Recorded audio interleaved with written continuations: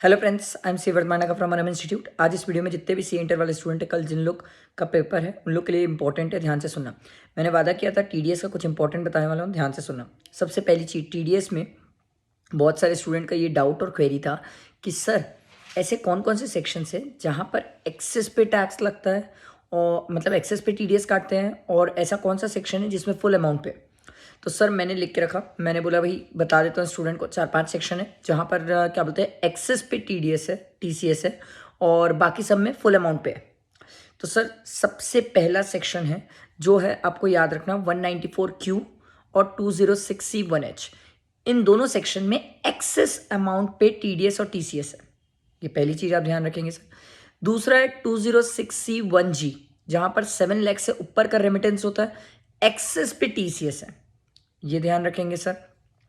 एक सेक्शन और लिखा था मैंने, हाँ, 194N, वेरी वेरी इंपॉर्टेंट, इसको भी ध्यान रखना। याद है वो कैश वाला, 1 करोड़ से ऊपर एक्सेस पे टीडीएस है। ये मैंने आपको बताया एक्सेस वाले क्या बोलते हैं सेक्शन, जहाँ पर एक्सेस पे टीसीएस या टीडीएस है। इसके अलावा जितने भी हैं, सब में फुल अमाउंट पे टीडीएस है या टीसीएस है।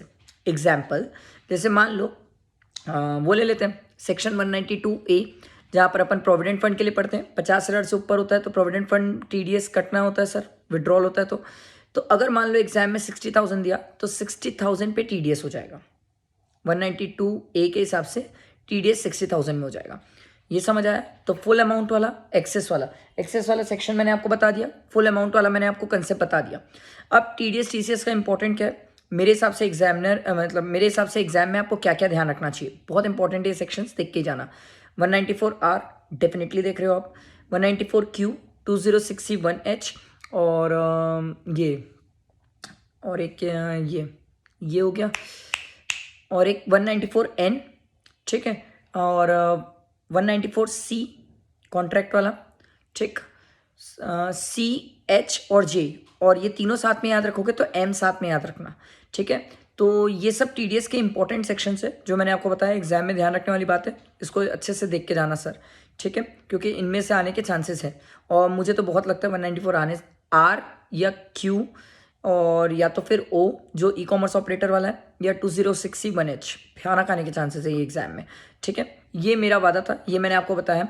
अब रात को 10 या 10:30 बजे के टाइम एक फाइनल वीडियो लेके आऊँगा जिसमें मैं आपको बताऊंगा कि फाइनली अब हमें इनकम टैक्स जीएसटी में क्वेश्चन, अमेंडमेंट, आरटीपी, एमटीपी कैसे कवर अप करना है। ये रात के 10 बजे के आसपास की वीडियो रहेगी सर, तो इसके लिए आप तैयार रहना, ठीक है।